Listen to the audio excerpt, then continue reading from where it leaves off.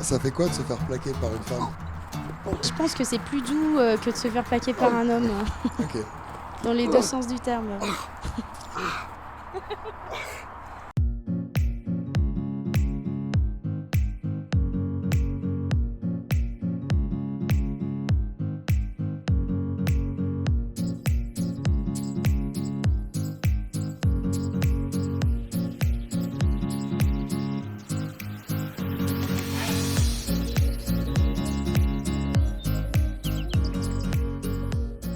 Le rugby, en 2-3 mots, c'est du combat, l'esprit d'équipe et puis du jeu au ballon.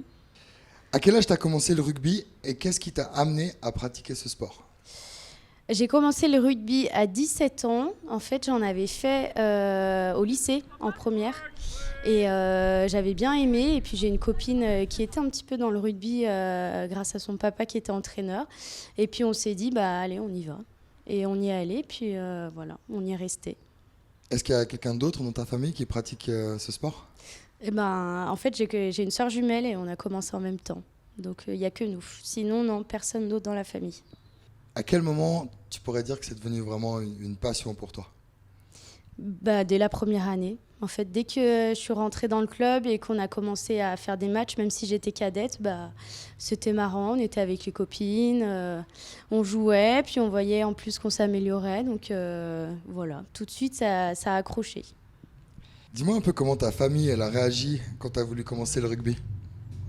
Bah, comme on était deux à commencer le rugby en même temps, ils étaient contents qu'on fasse du sport déjà.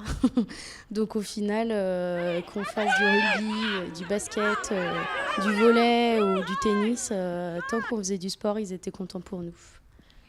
Ton entourage, tes amis, tes collègues de travail, quand tu leur dis que tu pratiques le rugby, eux ils te disent quoi? Bah, vu que je suis toute petite, du coup, quand on connaît pas le rugby, on a l'impression que c'est qu'un sport avec des hommes ou des femmes qui sont un peu costaudes. Donc du coup, vu que je suis petite et pas très épaisse, ils sont un peu étonnés, mais parce qu'ils connaissent pas. Mais une fois qu'on a le pied dedans, ah oui, d'accord. Et puis on va dire, bah viens me voir dimanche ou samedi. Et puis du coup, voilà, les gens sont contents. Il y a les phrases un peu clichés, mais quand on n'a jamais vu de match de rugby féminin, tout le monde pense ça. Même moi, au début, je pensais ah, mais tu vas te faire écraser. Mais en fait, c'est pas du tout ça. Donc, c'est normal d'avoir cet a priori comme on peut en avoir pour le basket où il y a des grandes filles. Bah non, il n'y a pas que des grandes ou ce genre de choses, quoi. C'est grâce à la médiatisation, par exemple, du rugby qu'il y a beaucoup plus de filles et de femmes qui vont faire du rugby en club parce qu'avant, on n'en parlait pas du tout. Et le foot, c'est pareil, c'est grâce à la télévision et aux réseaux sociaux, on va dire que ça s'est médiatisé et du coup, bah, y a plus de filles qui vont faire ces sports-là. Mais je pense que c'est comme tous les sports, comme l'athlétisme après les JO. Il va y avoir plus d'enfants ou de filles ou de garçons qui vont vouloir faire du saut en hauteur ou ces choses-là. Quelles sont les valeurs que ce sport inculque?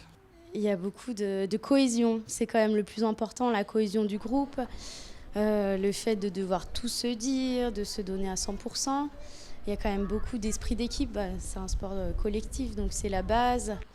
Il y a aussi beaucoup de plaisir à gagner ou à perdre, mais comme c'est un sport extérieur, il y a quand même l'environnement qui joue beaucoup. Et puis, ben, on va pas se cacher, il y a aussi les troisième mi-temps qui sont un moment quand même assez important. Et puis, ça soude vachement l'équipe. Donc Qu'est-ce c'est qui se bien. passe à la troisième mi-temps? Bah, C'est quoi la troisième mi-temps? Bah, rien, c'est qu'on boit un coup après les matchs. Ah ok, je savais pas. Quelles sont les qualités requises pour pratiquer le rugby? Comme je disais tout à l'heure, l'esprit d'équipe, c'est quand même la base pour faire un sport collectif. Il faut aussi un peu de physique quand même parce que on joue avec les copines, donc il faut être quand même un petit peu présent physiquement. Il faut quand même du mental, comme dans tous les sports, parce que des fois on joue quand même contre un adversaire, donc c'est compliqué. Quelles sont tes ambitions pour ta carrière sportive? Mes ambitions, bah déjà je pensais pas changer de club et la vie a fait que je suis venue ici à Meyrin cette année. Donc bah, mon ambition, je sais pas, c'est que l'année se passe bien. J'ai pas trop d'ambition sportive. J'espère au moins pouvoir jouer, j'avais fait le pari avec une copine jusqu'à 37 ans. Donc j'espère jouer jusqu'à 37 ans. Voilà, Ok. c'est la seule ambition que j'ai. Donc là, tu joues pour les Wildcats. Oui, c'est ça. C'est une équipe à Mérin. C'est ça. En entente avec Avusi. Explique-nous un peu cette histoire d'entente entre les deux équipes. Alors, je pense que les deux équipes étaient un petit peu fébriles au niveau de l'effectif. Et D'accord. du coup, il y avait une équipe qui jouait donc en Ligue A et l'autre équipe qui jouait en Ligue B. Et en fait, par souci d'effectif, elles se sont rejointes. Peux-tu nous raconter une anecdote ou un moment qui t'a spécialement marqué au rugby? Mais tous les matchs sont marquants parce qu'il y a des actions individuelles ou collectives qui sont belles ou qui sont surprenantes parfois. T'as jamais été blessé, par exemple? Non. Non. Enfin, c'était des petites blessures, mais rien de... Non, j'ai eu la chance de rien avoir eu de grave. Combien d'entraînements as-tu par semaine? On en a 2 par semaine. Et qu'est-ce que tu préfères pendant l'entraînement? Alors, je préfère beaucoup discuter et rigoler avec les copines, mais ça plaît pas trop, donc je sais pas. Et, des fois, c'est bien de faire du physique parce qu'on est content après quand on peut tenir les 80 minutes. J'aime pas trop les plaquages à l'entraînement parce que j'aime pas trop plaquer mes copines. Je suis pas très fan. On n'est jamais à 100% parce qu'on veut pas blesser l'autre. Mais j'aime bien rigoler, j'aime bien... Ça dépend des exercices. Après, c'est les coachs qui font l'entraînement, c'est pas moi. Sinon, on n'avancerait pas trop, je pense. Est-ce que tu fais un autre sport en parallèle ou de la musculation Non, pas ou un du autre tout. sport en parallèle? Et j'avais essayé l'escrime une année. Donc, je faisais rugby et escrime, mais après, il y a eu Covid, donc tout s'est arrêté. Et sinon, quand on n'a pas les matchs, j'essaye d'aller nager un petit peu, mais rien de... Pas de préparation physique spéciale pour Non, jouer au rugby? non, on a le summer body, mais ça, c'est rien à voir avec le rugby, mais Ok. c'est tout, ouais. Est-ce que tu te sens plus forte physiquement et mentalement depuis que tu joues au rugby? Est-ce que ça t'a apporté quelque chose?